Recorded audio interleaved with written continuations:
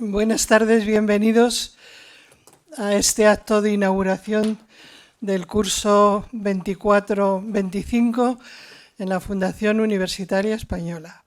Se agradece mucho la presencia, sobre todo teniendo en cuenta el temporal de lluvia, la dificultad en los transportes y muestra el interés que tenemos todos por escuchar esta tarde a una conferenciante que va a lo fundamental, que va a lo esencial, porque lo esencial, desde luego, es siempre la educación y ella ha dedicado su vida a la educación.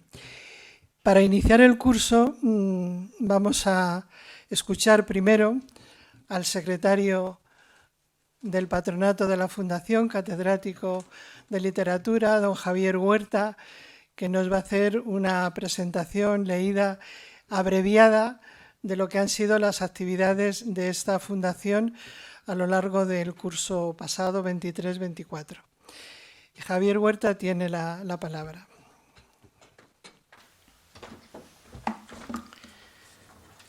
Señora presidenta de la Fundación Universitaria Española, señores patronos, colaboradores y personal de la Fundación, doña Alicia de Liniers, señoras y señores.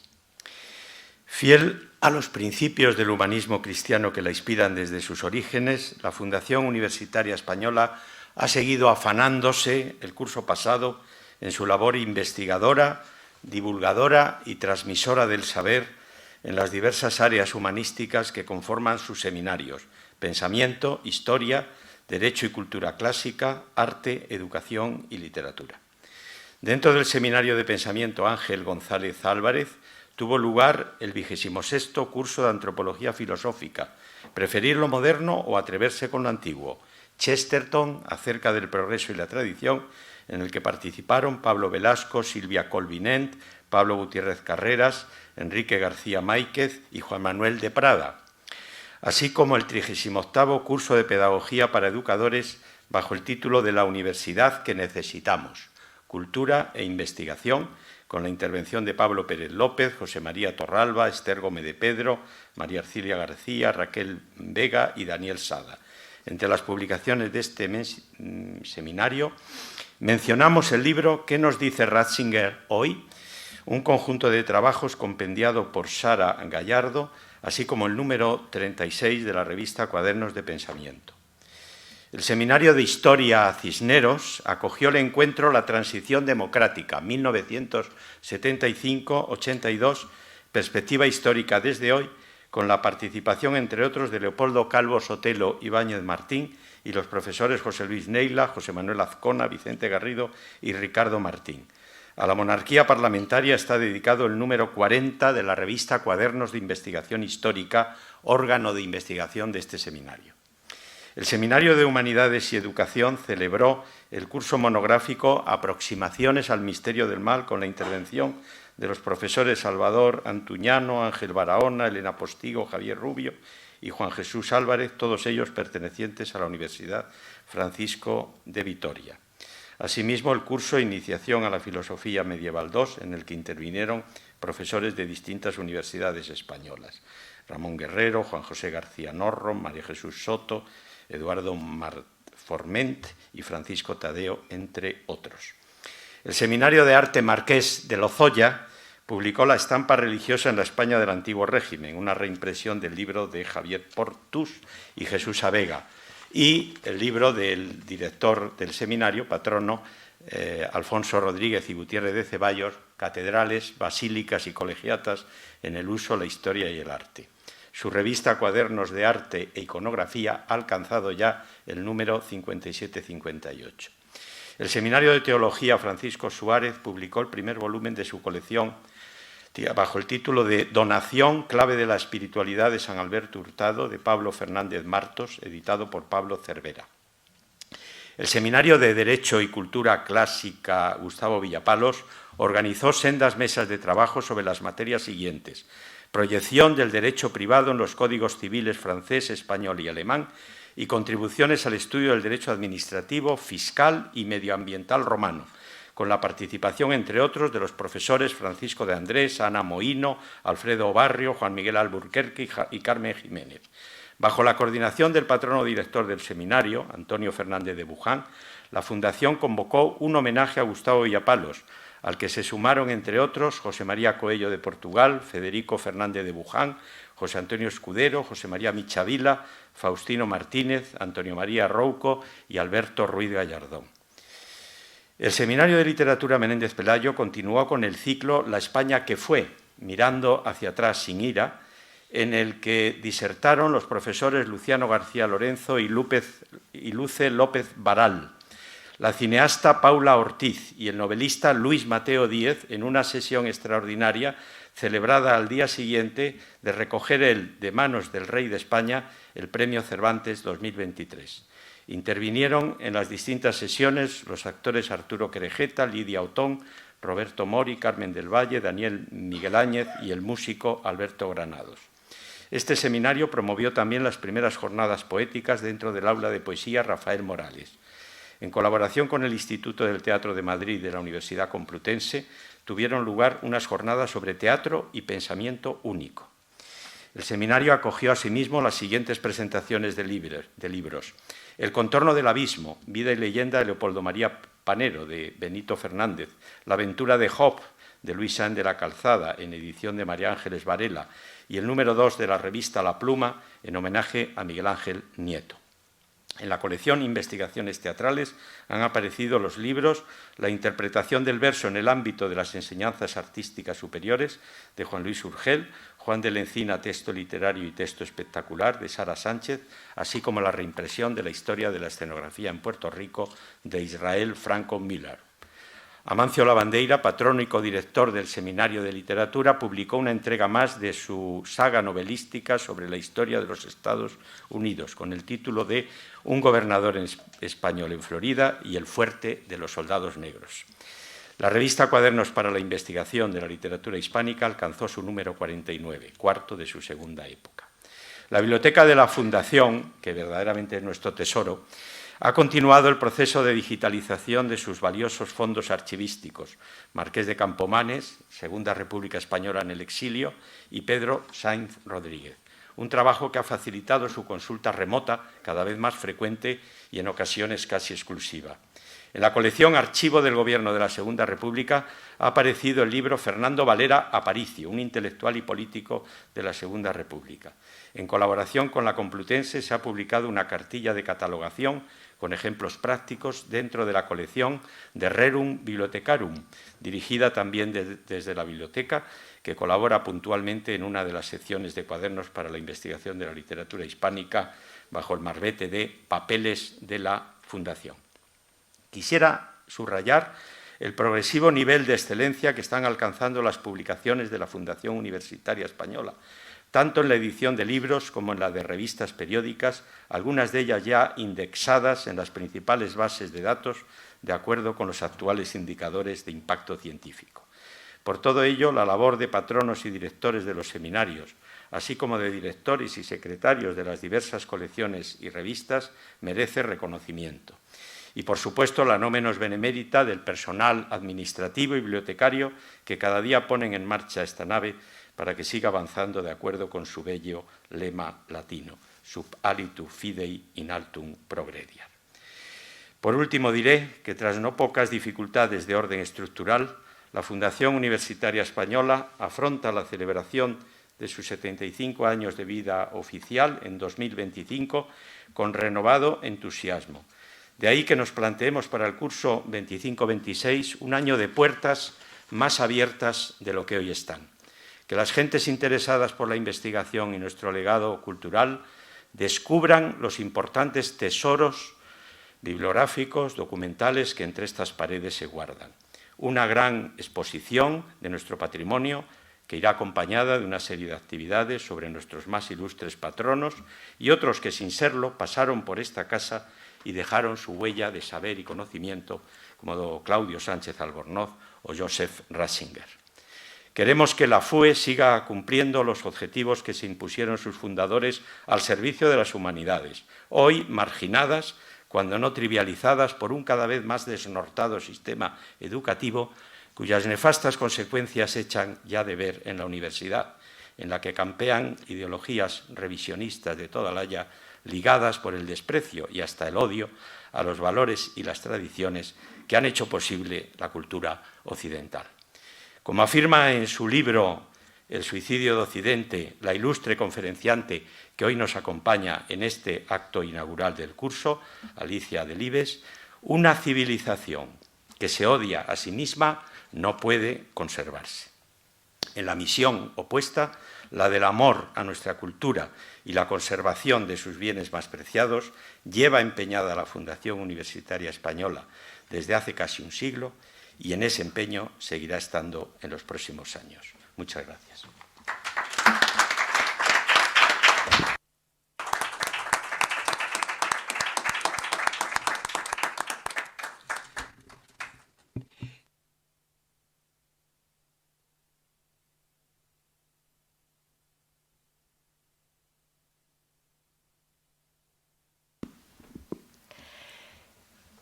Alicia Delibes es madrileña, con raíces en otras tierras, como revelan sus apellidos, que hacen de ella una madrileña universal. De esas raíces brota sin duda su interés por la cultura, muy especialmente por la educación, y su vocación política entendida como un servicio. Es licenciada en Ciencias Exactas por la Universidad Complutense de Madrid.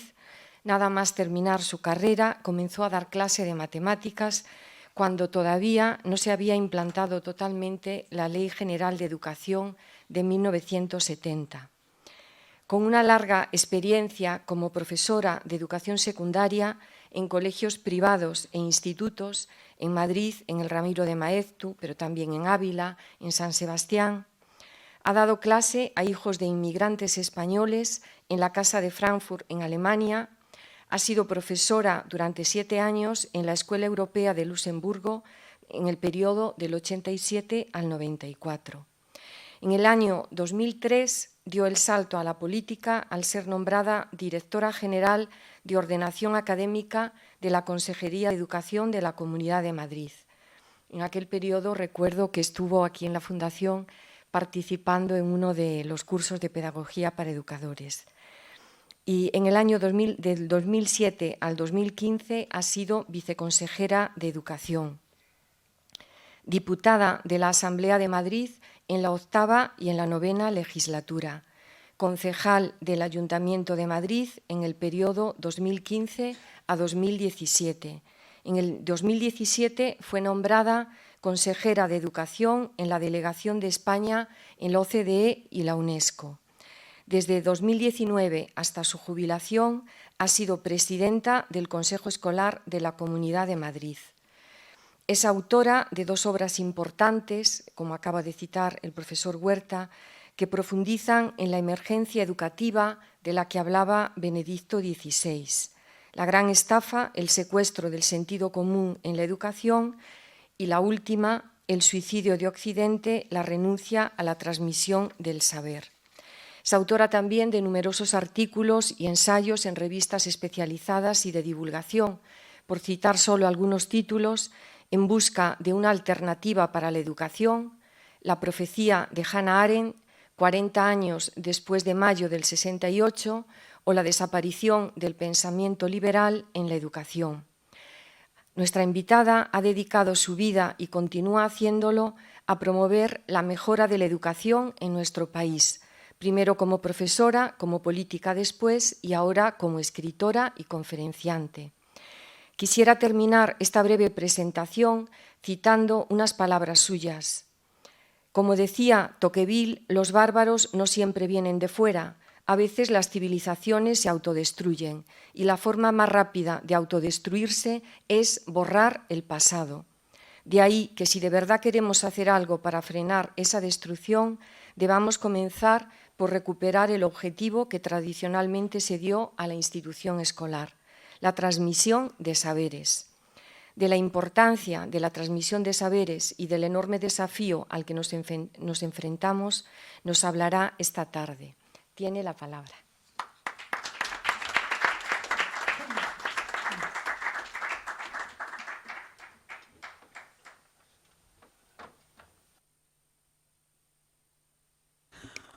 Muchísimas gracias, una presentación que tengo que agradecer muchísimo porque me habéis puesto los dos a una altura que no sé si me corresponde. Efectivamente, todo lo que ha dicho Teresa es así, ese es el resumen de mi vida profesional. Solo me faltaría añadir una cosa de la que estoy bastante orgullosa que casi nunca la gente lo sabe, y es que yo fui atleta. Sí, no os riáis, yo fui atleta. Pues estuve 10 años en el ranking de las 10 mejores mediofondistas españolas. En el año 84 gané el Maratón de Madrid. Luego ya en el año 85 tuve mi tercer hijo y ya la cosa ahí se ponía bastante difícil entre el trabajo, 3 niños y la marcha a Luxemburgo. Pero bueno, hasta que volví de Luxemburgo en el 94, seguí compitiendo y en Luxemburgo incluso competí bien, o sea, ganaba crosses y se me dio bien. Entonces, bueno, pues esa parte es imposible ya porque la vejez no perdona y las rodillas duelen y el cuerpo ya no responde, ¿no?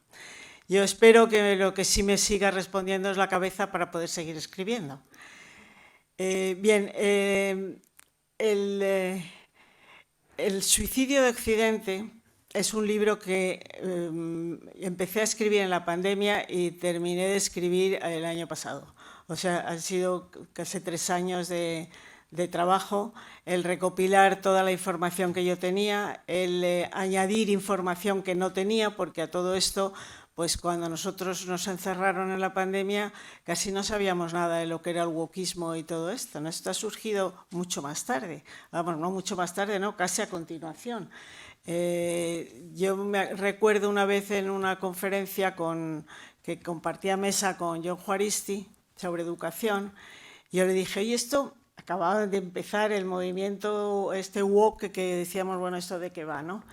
Y le dije, ¿y esto no tiene que ver con el relativismo cultural? Y Jon, que es mi amigo, me dijo, ¿el relativismo dices? Es el odio, la cultura occidental. Entonces aquí me dejó bastante impactada porque yo no hubiera utilizado esa expresión nunca, pero ahora sí puedo decir que existe un odio hacia la civilización occidental compartido por mucha gente y por gente que incluso, si no es solamente en España, es fuera de España también, es algo del propio Occidente que se odia a sí mismo. Y bueno, pues es el signo de definición de esa nueva izquierda que es con la que convivimos ahora. ¿Cómo ha ocurrido esto en la enseñanza? Pues ese primer libro de la gran estafa, que se publicó en el año 2006, yo decía en el prólogo que lo había escrito preguntándome, como Vargas Llosa hacía en conversaciones en la catedral, cuándo se habrá jodido el Perú. El Perú de la educación, decía yo, empezó a estropearse con Rousseau. Entonces la gente, mis amigos se reían, mira qué manía tienes con Rousseau. Bueno, pues este libro he tenido que volver otra vez a Rousseau, y no por Rousseau precisamente, sino porque si yo miro, estudio cómo se ha ido destrozando la enseñanza, o sea, cómo ha ido perdiendo lo que decía, su misión fundamental, que era enseñar, transmitir los conocimientos y los saberes de la civilización, incluso, y sus valores, diría yo. Pero bueno, eso empieza en la Revolución Francesa. Y en la Revolución Francesa el personaje que se encarga de preparar un proyecto de decreto de instrucción pública, Nicolas de Condorcet, tenía muy claro lo que quería hacer. Nicolas de Condorcet era matemático. Quizá por ahí conectábamos más y entiendo más. Pues, he leído un libro sobre su vida muy interesante, muy largo, pero muy entretenido además. Y bueno, este hombre tuvo muy claro que de lo que tenía que ocuparse el Estado era de la instrucción de la población. Decía, si queremos un sistema democrático con ignorantes no funciona. Con un pueblo ignorante no se puede tener, no se puede mantener porque tiene que haber unos cuadros que ya no será la aristocracia, y entonces esos cuadros de gente más preparada saldrán de un sistema de instrucción pública bueno. Entonces él dijo, además lo estudió, dijo, no, yo no digo que la educación sea solamente instrucción, la educación son más cosas. Hay que transmitir unos valores, hay que transmitir unas opiniones, unas ideas, pero eso no corresponde al Estado, eso corresponde a las familias y a aquellas en las que las familias deleguen la educación de sus hijos. Pero en la Revolución Francesa no fue la única opinión que apareció sobre la instrucción pública. Resulta que al final Condorcet cae en desgracia cuando los jacobinos se hacen con el poder en la Revolución, en el año 93, ordenan su detención, él se esconde, está bastantes meses escondido en casa de una mujer que le dio cobijo. Pero bueno, llega un momento que él piensa que esta mujer está en peligro porque todos los que rodeaban a gente que querían perseguir, pues decían que les iban a condenar a muerte. Entonces él se marcha de la casa donde estaba refugiado, entonces le detienen y a los 2 días de estar detenido, 3 días, aparece muerto en su celda. Nunca se ha sabido, y los que escriben esa biografía que yo he leído, dice que no se ha sabido nunca, ni probablemente se sabrá, si es que se suicidó o si es que lo asesinaron o qué es lo que pasó, pero el caso es que apareció muerto. A los pocos días de haberse decretado que iban a perseguirle, Robespierre sube a la tribuna de la Asamblea y dice unas palabras que os voy a leer porque las he traído aquí porque son bastante interesantes de cómo el modelo de Condorcet se acabó perdiendo, ¿no? Robespierre dice, declaro que lo que se ha dicho hasta aquí no responde completamente a la idea que yo me he formado de un plan completo de la educación. Me he atrevido a concebir una idea más amplia y considerando hasta qué punto la especie humana se ha degradado por el vicio de nuestro antiguo sistema social, me he convencido de la necesidad de llevar a cabo una completa regeneración y, si se me permite decirlo, de crear un nuevo pueblo. Bueno, esa es la pista que yo he seguido siempre. O sea, cuando se habla de crear un nuevo pueblo, me pongo en guardia. O sea, cuando resulta que en el año, yo creo que fue en el 15, 2000, Chantal Mouffe y Íñigo Rajón escriben un libro que se llama Construir Pueblo y cuentan cuál es su proyecto político. Por supuesto, yo compré el libro, lo leí y dije, bueno, ya estamos aquí con otro proyecto, podríamos llamar totalitario si no pensamos que el totalitarismo tiene que ser siempre asesinar a la gente. El totalitarismo puede ser llamado así a un proyecto donde quieres cambiar la conciencia del pueblo, que es construir un nuevo pueblo, lo que quería Robespierre. Bueno, pues ese primer paso sobre la instrucción pública, el plan de Condorcet él lo deja escrito muy completo, ese proyecto, con un sistema, una enseñanza primaria común para toda la población, que entonces había que ver bien qué es lo que se quería que toda la población supiera. A la larga se ha dicho pues leer, escribir y un poco de matemáticas, ¿no? Ha dicho eso es lo esencial. Y luego pues cierta cultura general. Bien, esa sería la enseñanza primaria, común para todos. Una enseñanza secundaria, él decía, para los que se lo puedan permitir, era la época, y para la gente más dotada académicamente. Y de ahí el paso superior, que es una enseñanza superior, una universidad, ya para la gente verdaderamente dotada para tener estudios académicos. Por supuesto, hablaba de una formación profesional para los que no tenían acceso a la universidad, etcétera, muy moderno. O sea, incluso hablaba de que los chicos y las chicas estudiaran juntos en los mismos colegios, en las mismas universidades. O sea, era un hombre moderno para la época, ¿no? Durante todo el siglo XIX, los sistemas que se van organizando en todos los países europeos eran así. O sea, era más o menos ese sistema. Lo hemos vivido muchos de nosotros, yo desde luego, una primaria, una secundaria y una universidad. De la primaria, antes de la Ley General de Educación, de la primaria a la secundaria se pasaba mediante una primera reválida, y luego yo hice ese bachillerato, y eso ha cambiado a lo largo de los tiempos. Yo hice ese bachillerato que era primero un bachillerato elemental y luego un bachillerato superior. Entonces tenía esas dos reválidas y luego ya hacías el curso preuniversitario y entrabas a la universidad. O sea, era el modelo de Condorcet más o menos adaptado a los tiempos según iba pasando, ¿no? Pero al principio del siglo XX empiezan a formarse ya unos núcleos, unas escuelas con una intención más revolucionaria, diríamos. Entonces ellos recuperan el Emilio de Rousseau y entonces copian un poco, o se adaptan un poco a su idea con todos los principios que Rousseau contaba en aquel libro de Emilio, donde habla de educación, ¿no? Muy curioso que Rousseau, el mismo año que se publica el Emilio, en 1762, se publica el contrato social. O sea que Rousseau ya pensaba, bueno, yo puedo criticar cosas, pero Rousseau era un hombre muy listo. No era ni un documentado ni un eso, pero era un hombre bastante cínico, con una vida bastante divertida. Yo en la pandemia aproveché para leer las Confesiones, que no las había leído, y realmente me entretuvo muchísimo, porque es el cinismo más absoluto. O sea, él nunca tiene la culpa de nada. O sea, todas las tropelías que realiza siempre tiene la culpa la sociedad, o tiene la culpa un amigo que ya no quiere ser amigo. O sea, siempre echaba la culpa a alguien. Él, por supuesto, nunca. Bueno, pues Rousseau, cuando escribe el Emilio, su Emilio, él decía, yo llamo gouverneur, le han traducido, cuando han traducido al español, siempre ayo o no sé qué, pero gouverneur, como gobernador o así, es una palabra que ya tenían los enciclopedistas definida. Pues él dice, llamo gouverneur y no preceptor al maestro de esta ciencia, pues para él se trata menos de instruir que de conducir.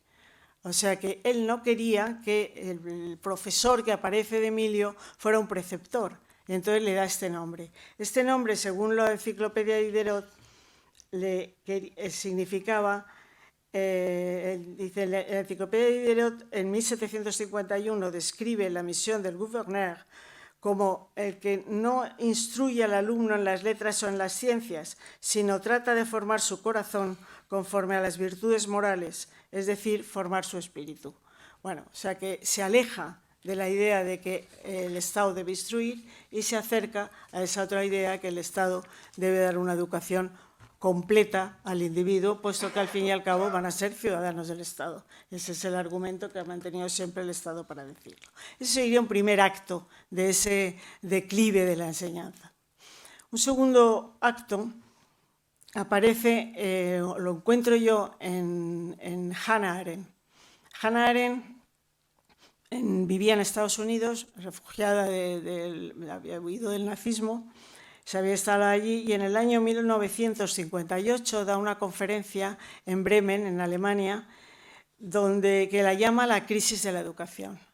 Entonces, en esta conferencia habla de unas escuelas que se habían formado a principios del siglo XX en Europa, con un sistema de enseñanza heredado de Rousseau, y que en Europa se habían quedado pues, en pequeñas escuelas privadas que ofrecían esa enseñanza distinta.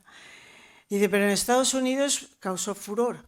Y entonces en Estados Unidos, a principios del siglo XX, hay un personaje, un pedagogo muy conocido, John Dewey o John Dewey, como se suele decir, que desarrolló todo el sistema de enseñanza público norteamericano con base a esas ideas de Rousseau. ¿Y cuáles eran esas ideas de Rousseau? Pues para Hannah Arendt estaban tan metidas ya en la mentalidad norteamericana que ella decía va a ser imposible salir de esta crisis de la educación. Y ella decía, se nota en que ya todo el mundo protesta de que los alumnos llegan a la universidad mal preparados, de que los centros de enseñanza son imposibles de mantener la disciplina, que había mucha queja en ese momento, ¿no? Entonces ella dice, hay dos tipos de prejuicios en el sistema americano. Unos son prejuicios políticos, de tipo político, que es la manera de entender la igualdad de la democracia americana, que es que quiere hacer igualar todo, hasta también las capacidades intelectuales de los individuos. Y eso es imposible. Mantener un sistema de enseñanza pensando que todo el mundo tiene que alcanzar el mismo nivel, pues es evidente, ahora le dicen siempre, es que va a bajar, pero ¿cómo no va a bajar? O sea, si tú, no sé, si quieres preparar unos saltadores de altura y dices que todos tienen que saltar lo mismo, pues tendrás que poner el listón bastante bajo.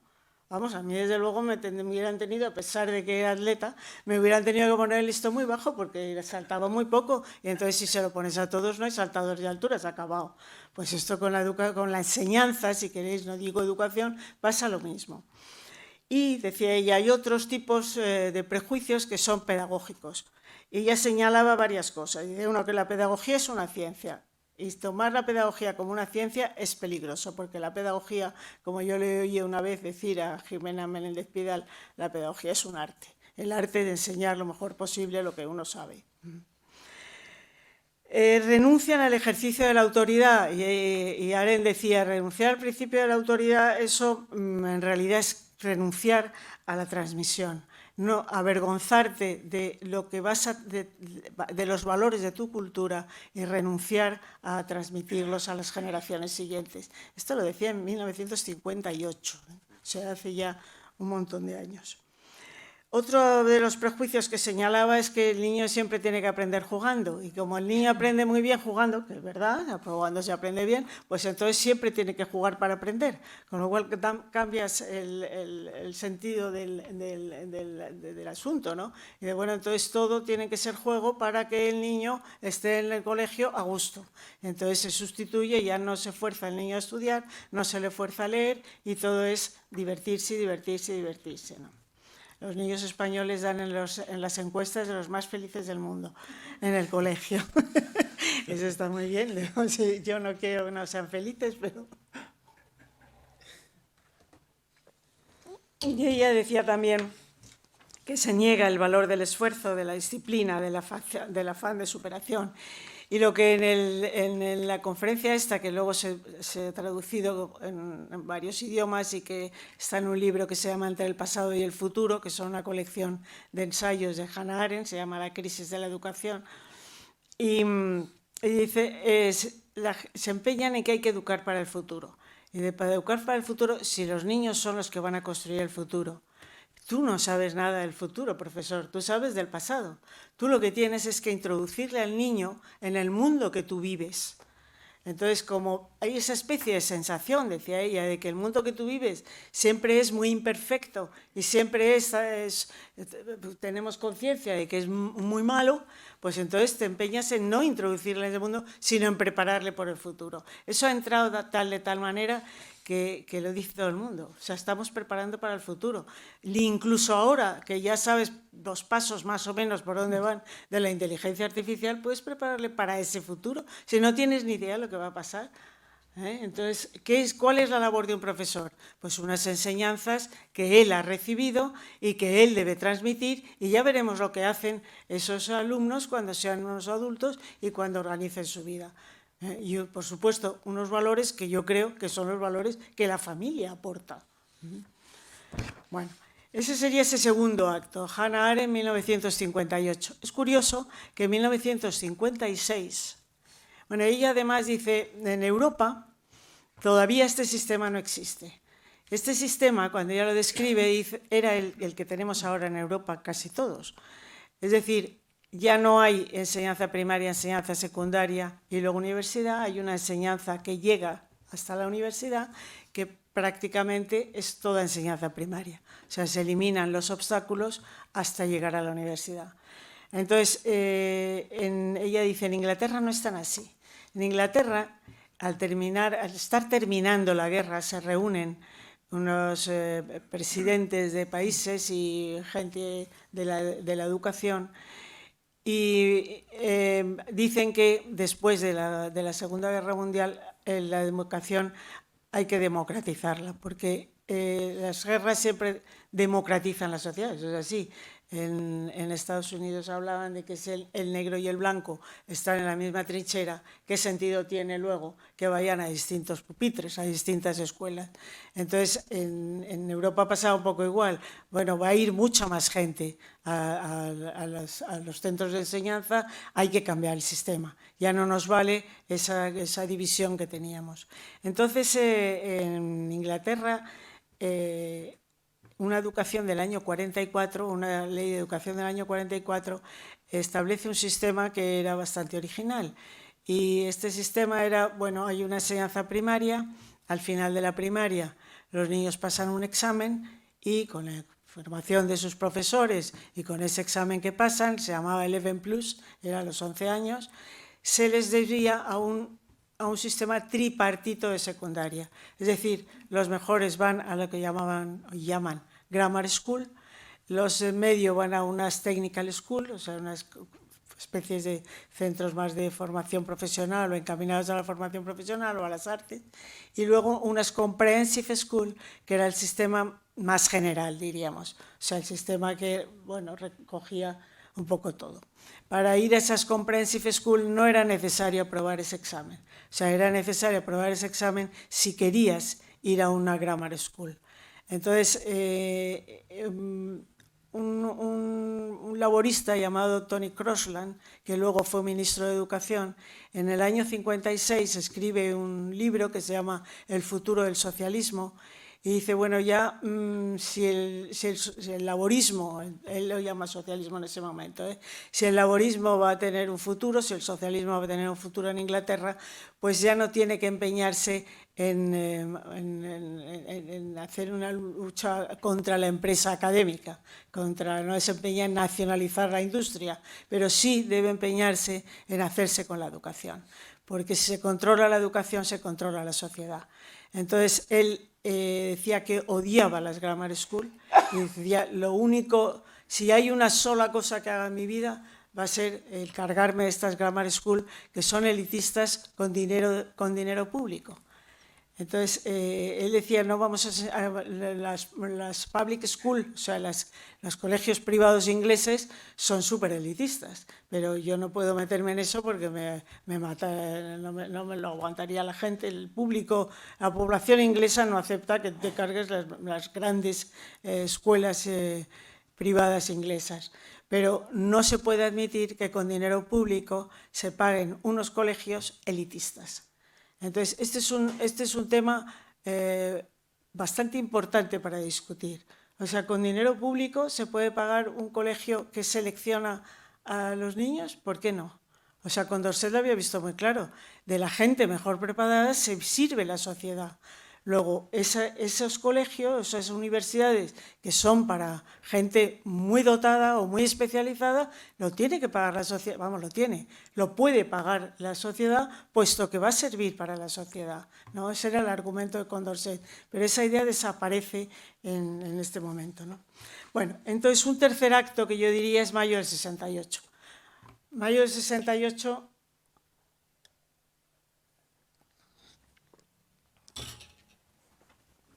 Yo os voy a leer una frase de un libro escrito por Jean-François Revel. Jean-François Revel fue un filósofo y periodista francés que yo no había leído nunca nada de él hasta que en el año, pues en el 90 y tantos, un amigo mío me dijo, ¿te has leído esto de François Revel que se llama El conocimiento inútil? Digo, no he leído nada de Revel.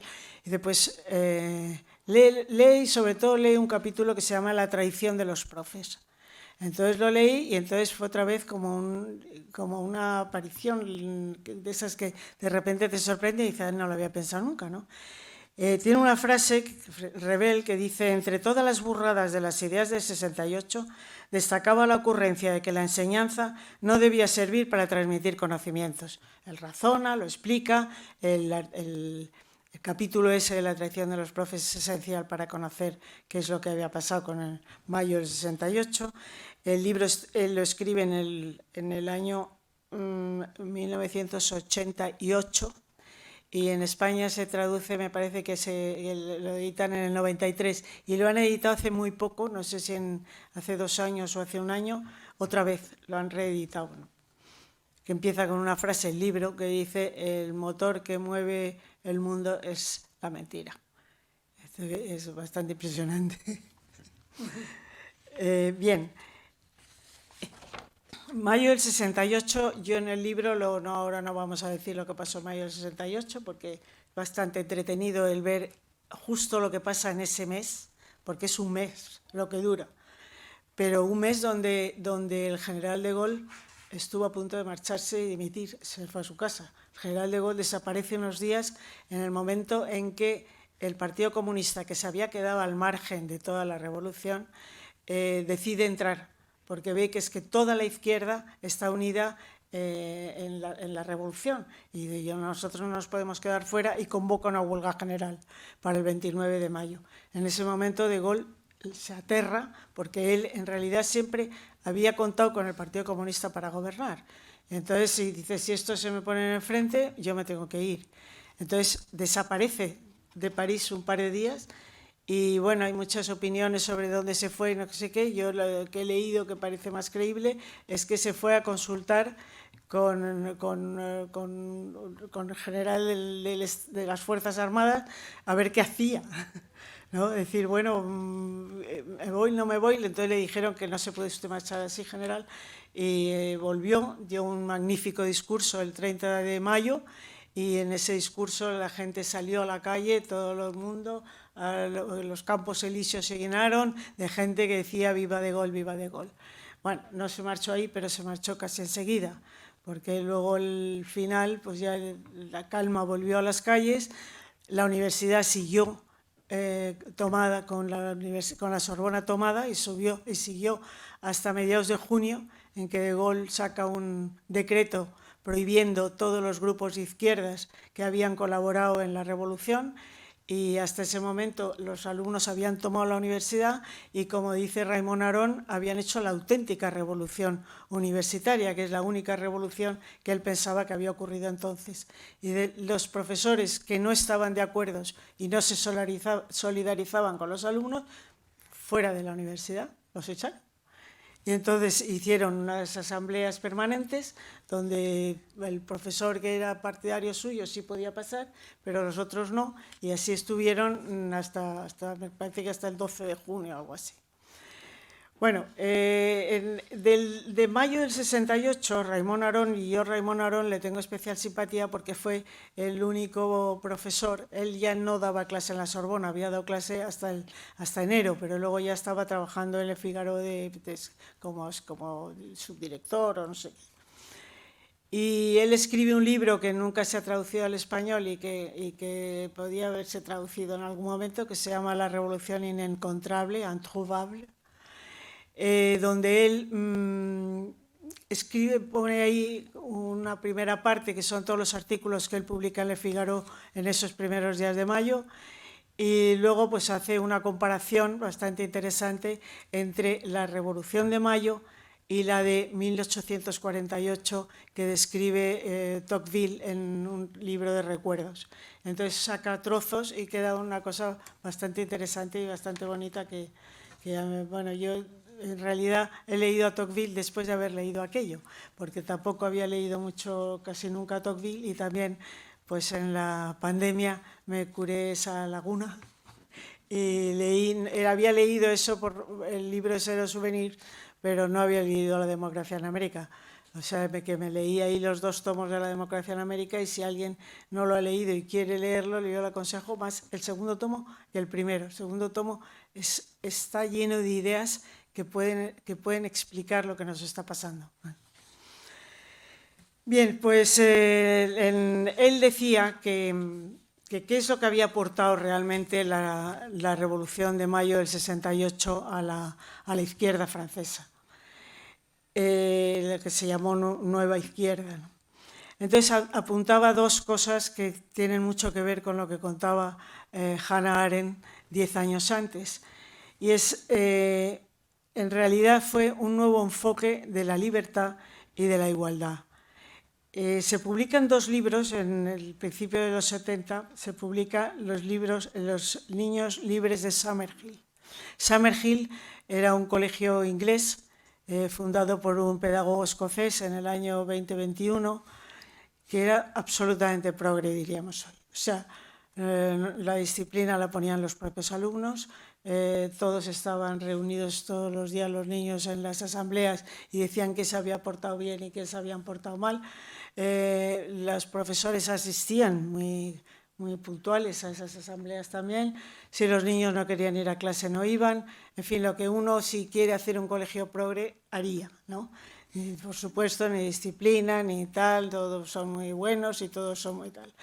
Los niños, generalmente, los niños que iban ahí eran niños que los padres ya habían fracasado en varios colegios. Y decían, bueno, a ver si con este sistema, así muy permisivo y tal, sacamos al niño para adelante. Pues este libro es muy curioso. Esa escuela empieza a funcionar en el año 21. En el año 60 hay un editor norteamericano que se va a la escuela de Summerhill y le dice al director de la escuela, que se llamaba Neil, que escriba un libro sobre su escuela. Y se edita en Estados Unidos ese libro sobre la escuela de Summerhill. ¿Con qué idea? Pues yo creo que la crisis en Estados Unidos de la educación había sido en el 50 y tantos. Entonces, el movimiento progresista de educación norteamericana no se rinde. Entonces, ¿qué hacen? Sacar un libro donde dicen lo que es, porque en el prólogo explican que este libro es el que de verdad dice lo que es educar en libertad. Entonces, pero bueno, si el otro ya, todo el otro sistema, sus fuentes eran Summerhill y las escuelas parecidas a Summerhill. ¿Qué me está usted contando? ¿Lo mismo otra vez? Pero es muy curioso porque a partir de ese momento entra la matemática moderna en Estados Unidos y después ya vendría a Europa. Pero la adoptan ahí en los colegios, la matemática moderna. ¿Con qué idea? Pues porque había que renovar algo, porque ya todo el mundo decía aquí esto está fatal, esto está fatal. Entonces la renovación fue una cosa todavía más progresista y condenada al fracaso como había estado condenada al fracaso lo otro.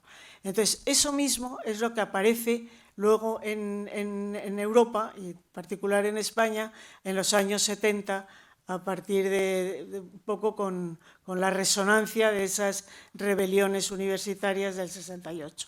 Y la otra idea es la que se llamó educación democrática o el igualitarismo, que los franceses dicen mucho. Y es decir, si no estudia todo el mundo lo mismo hasta llegar a la universidad, no es realmente una educación igualitaria. Entonces, de ahí viene, pues, ¿por qué no ponemos exámenes? Porque entonces distingues a unos que aprueban y otros que no.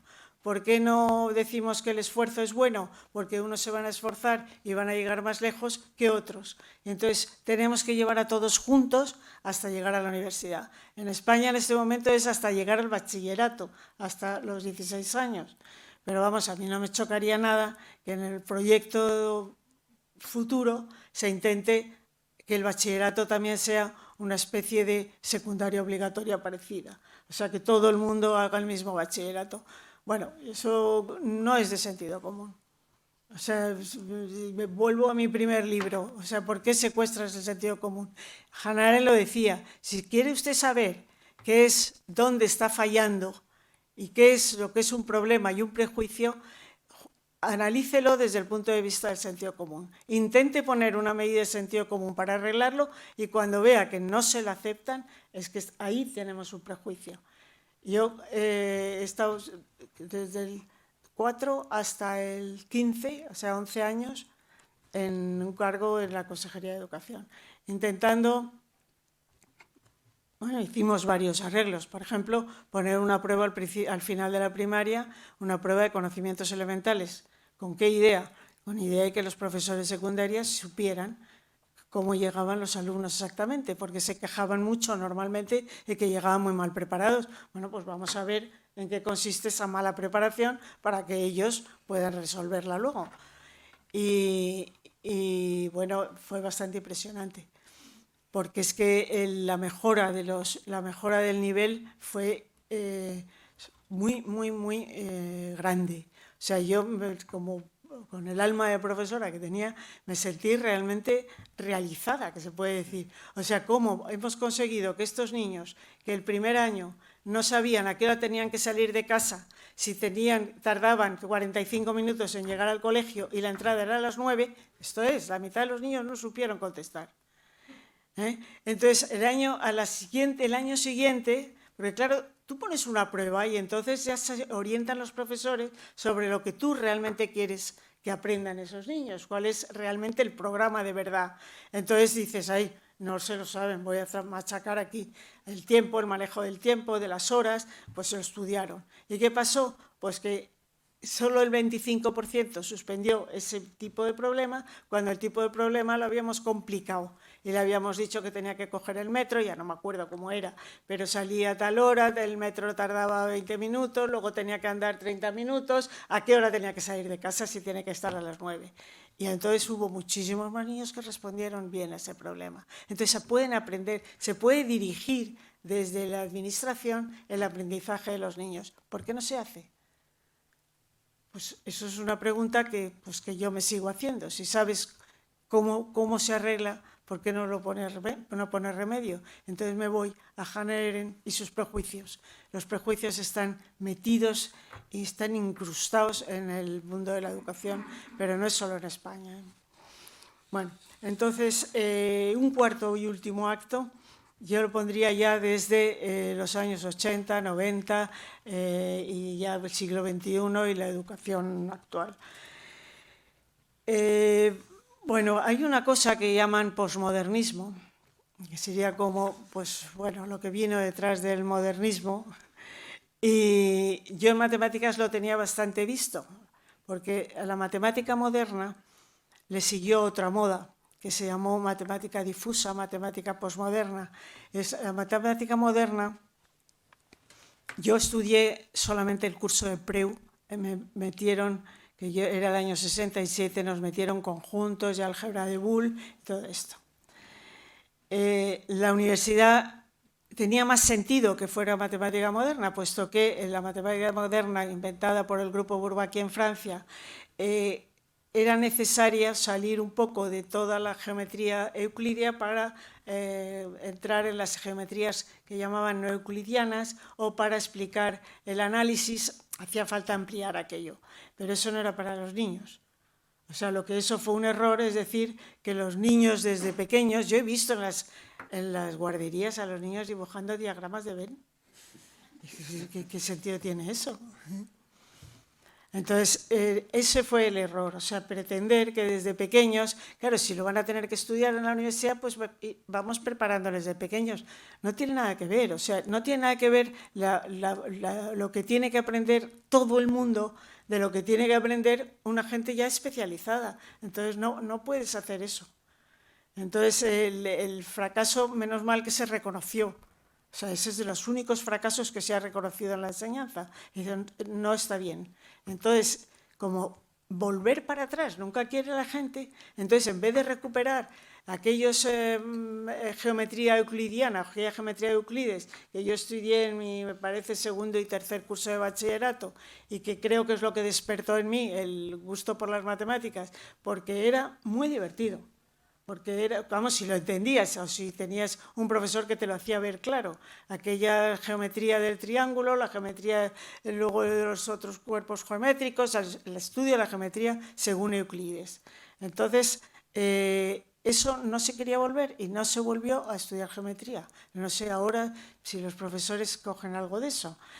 Y luego el cálculo también, como ya tenemos calculadoras, no vamos a volver a hacer cálculo, ya lo hace la calculadora. Me decía que no. O sea, que el niño tiene que aprender a sumar, multiplicar, restar y dividir bien. Que luego cuando son los números muy grandes le dejas ya la calculadora, sí, pero cuando ya se haya enterado de lo que...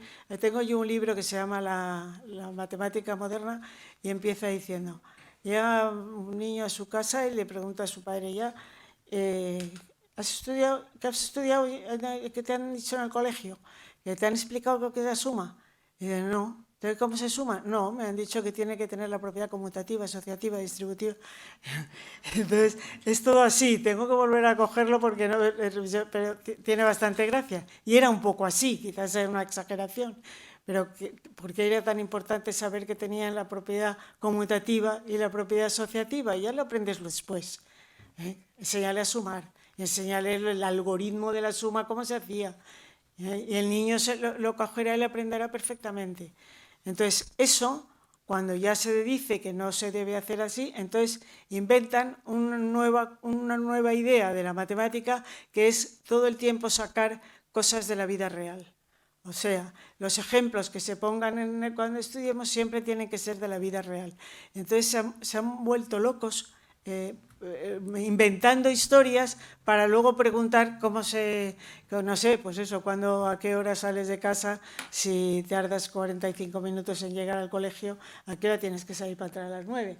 Pero entonces es un poco PISA, que es un poco así, porque es muy moderno en ese sentido, y eso es lo que ha acabado llamándose aprender por competencias. O sea, cuando tú te dicen que un examen es por competencias, notarás que hay una introducción y además como ya está la sociedad bastante ideologizada, esa introducción suele ser sobre el cambio climático o sobre pues alguno de los temas estos más de actualidad y entonces luego le hacen una preguntita que sí, que es de matemáticas. Entonces eso se llama por competencias. Y ya voy a terminar con esto, me parece. Lo de las competencias siempre le he tenido mucho miedo. Cuando estaban hablando de que lo importante es curriculear por competencias. La última ley ha curriculeado por competencias. Es una expresión muy graciosa, porque entonces no se entiende nada. O sea, yo no sé, los que estáis aquí, los que habréis mirado cuáles son algún currículo de los de la nueva ley. Pero yo he leído los de matemáticas y es todo absurdo. O sea, el objetivo fundamental de las matemáticas es resolver problemas y efectividades. ¿Qué es? Entonces te explican que es que lo más importante es que ame las matemáticas, es que le gusten las matemáticas. Y entonces dice, bueno, yo sé el que le gustan las matemáticas porque las entiende. Y si las entiende, y si no las entiende, puede pasar que es que tenga problemas para comprender una cosa o que tenga un mal profesor que no se le hace comprender, que también hay bastante. Entonces, en el momento en que un niño entiende lo que hace, le encanta hacerlo, pero cuando lo sabe hacer, o sea, si eso lo vemos en niños pequeños que han aprendido algo en el colegio un día y entonces están toda la noche haciendo delante de ti porque quieres que tú veas cómo lo ha hecho y cómo no sé qué. O sea, el niño está deseando aprender, tienen unas edades al principio que es impresionante la ansia de aprendizaje que tienen. No le defraudes, por favor. O sea, los profesores no estáis jugando todo el día con los niños, que se aburren.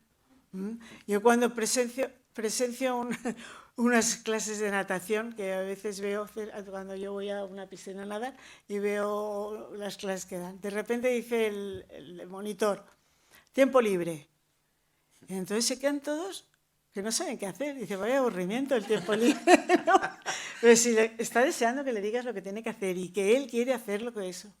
Bueno, entonces las competencias, para terminar. Yo me temía que era un timo. Y entonces cuando estuve en París, el año que estuve, cogí todo lo que tenían escrito sobre competencias. La UNESCO es el gran think tank de educación del mundo occidental.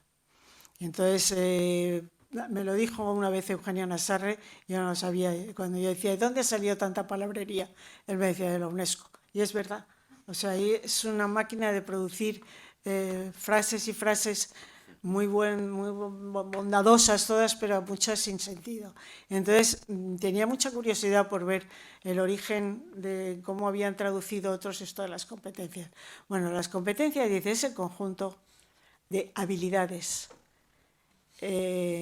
conocimientos, y luego dice y actitudes. Las actitudes nunca he sabido muy bien lo que quiere decir cuando ponen actitudes en los currículos. Pero bueno, me quedo con conocimientos y habilidades. Sí, nosotros la prueba que hicimos en primaria le llamábamos de conocimientos y destrezas indispensables. Tú tienes que saber cosas y saber aplicarlas, claro. Pero entonces, cuando estos nuevos pedagogos hablan de las competencias, no le ponen los conocimientos delante. Entonces, hay que aprender directamente competencias. O sea, yo tengo que aprender a resolver un triángulo rectángulo, me dan o a aplicar el teorema de Pitágoras en un triángulo rectángulo y no tengo que saber lo que dice el teorema de Pitágoras. Pues así es. O sea, yo he visto en los exámenes de PISA que cuando ponen un ejercicio en el que hay que aplicar un triángulo, el teorema de Pitágoras, se lo dan. O sea, el enunciado se lo dan para que, bueno, por si acaso no se lo sabe. Entonces, eso y la inteligencia artificial y las maravillas de la enseñanza online, yo creo que son los que han dado la puntilla a esa transmisión de saberes que era fundamental y que vieron ya en la Revolución Francesa que era indispensable para una democracia. O sea, una democracia con el pueblo no instruido, lo decía Condorcet, va a fracasar. Y bueno, pues en eso estamos ahora. ¿Remedios? Me preguntan siempre, ¿y qué hacer? Yo también me pregunto qué hacer. Y cuando veo lo fácil que es decir qué es lo que se puede hacer y lo difícil que es que la gente se crea que es eso lo que hay que hacer, pues me desmoralizo, esa es la verdad. Un exministro portugués, Nuno Crato, que ha salido en los periódicos algunas veces y tal, porque consiguió elevar el nivel de PISA de los portugueses, que estaba muy bajo en los años que él estuvo de ministro de Educación. Le preguntaron, ¿cuál es el secreto? Y yo estaba, porque estuve en esa conferencia una vez, viéndole. Y dijo, currículos claros y exámenes. Es muy sencillo y él lo había hecho. Entonces, al marcharse, el siguiente que vino ya no, porque es que no ha calado esa idea. Parece demasiado aburrido, ¿eh? Y entonces estaba en la conferencia, estaba él, estaba Montserrat Comendio, que habló de PISA, y estaba Alejandro Tiana, que ha sido secretario de Estado de Educación con el PSOE, casi siempre que ha gobernado el PSOE. Y entonces él dijo esto y le dijo Tiana, claro, eso después de ti, porque entonces han bajado. O sea, ellos subieron mucho en PISA y bajaron en cuanto este señor se marchó. Y de bueno, es que no era sostenible. Y yo dije, Alejandro, me acerqué, es de risa lo que dices. O sea, que no era sostenible porque no queréis dejar vosotros que se haga lo que se cree que se debe hacer. Entonces, claro, no es sostenible. Hace alguien una buena reforma que da frutos y viene el siguiente y dice que no. Entonces, que no es sostenible. Claro que era sostenible, que hubiera seguido. Entonces, es muy complicado. O sea, la educación, la política educativa es muy complicada porque, en primer lugar, es muy difícil ver el fruto enseguida. Y entonces los políticos no quieren enrollarse en una cosa que es una batalla para no saber muy bien si les va a costar el puesto. Eso es sencillamente así. Y luego pasa otra cosa, y es que si a la gente le hemos acostumbrado a que todo el mundo puede ser ingeniero, pues ahora como les dices que no todo el mundo puede ser ingeniero. Yo creo que la formación profesional ha sido un desastre. Ahora parece que por lo menos se dice que hay que arreglar la formación profesional, pero yo he vivido unos años donde convirtieron la formación profesional de talleres y ahí sí que competencias profesionales, lo convirtieron en mandarles a estudiar una asignatura teórica metidos en un aula, pero eso sí, más fácil. Pues eso no era, si es que lo que había que hacer era seguir como estaba. Estaba bien, que resuelven los problemas que tenían, que no sé muy bien cuáles eran, porque nunca había dado clase ya en formación profesional, pero no puedes cerrar los talleres, porque no puedes decir que es que todos tienen que estudiar filosofía, hombre, que no. O todos pueden estudiar latín, todos pueden estudiar un poquito de latín, sí, pero un poquito, pero luego además no, porque además te dirán enseguida, como decían siempre, ¿para qué sirve esto? Entonces, el sistema de educación tendría mucho que hablarse, mucho que discutirse, mucho que verse. Otra cosa que me ha preguntado todo el mundo es si yo creo que se puede haber un pacto educativo. El otro día me lo preguntaron en un congreso de profesores católicos. Y estaba una persona de Vox y estaba yo. Y le dije, y decía ella, tiene que haber pacto educativo. Y digo, oye, pero vamos a ver, ¿tú crees que PP y Vox se sientan y entre ellos se ponen de acuerdo en qué es lo que quieren de educación? Me parece que no. Entonces, ¿cómo quieres que además coincidan con lo que quiere el PSOE y coincidan con lo que quiere la otra izquierda que quede por ahí? La izquierda tiene su programa, porque lo tiene, y lo tiene desde la Ley General de Educación, sacaron su alternativa democrática para la enseñanza, con eso se han regido todos estos años y de ahí no le saca nadie. Y la derecha, pues, cuando ha intentado meter un poco de baza, pues enseguida ha venido y no es sostenible, como dice Arturo, como dice Alejandro Tiana. Y bueno, pues en eso estamos un poco. Realmente yo diría lo que es fundamental es convencer a la gente de que hay que estudiar. Y que hay que estudiar, ya veremos lo que, pero de momento lo que no se puede decir es convertir, como el libro este de Gregorio Luri, que dice que es un parque de atracciones. O sea, los colegios no son parques de atracciones. Y se puede enseñar desde pequeños sin necesidad de hacer sufrir a los niños. No tienen por qué sufrir si aprender es divertido. Y luego, mucho cuidado con el mito de estudio de la pedagogía utilizando las nuevas tecnologías.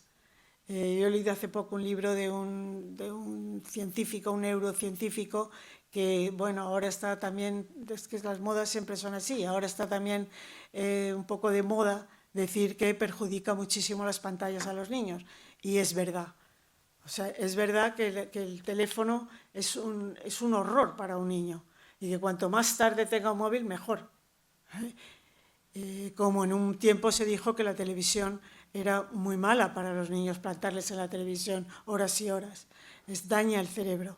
Pero bueno, no solo es que daña el cerebro, decía este señor, es que pedagógicamente no es útil.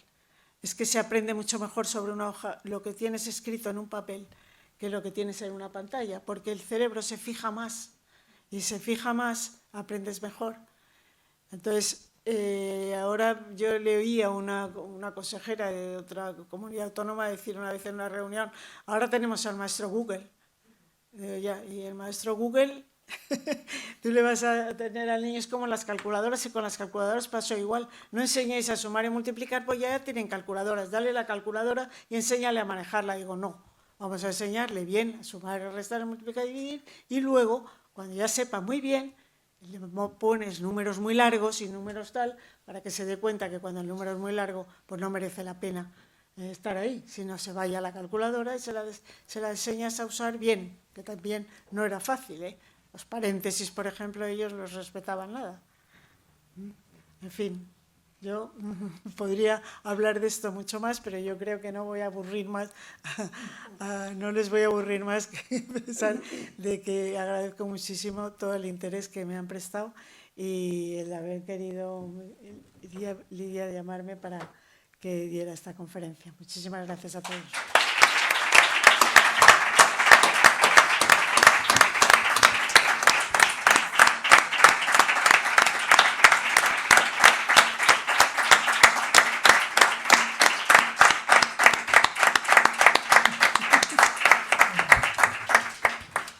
Bueno, muchísimas gracias, Alicia. Muchísimas gracias, Alicia. Pozo de sabiduría, de experiencia, que nos tenías a todos ahí colgados de tu palabra. Muchísimas gracias. Vamos a tener ahora, con este acto, con este momento, queda inaugurado el curso 2024-2025 en la Fundación, y ahora nos hemos merecido pues un pisco labis que tenemos fuera para todos. Muchas gracias. Gracias. Gracias, de verdad, Alicia. Pero muchísimas gracias. Pero de verdad, ¿eh?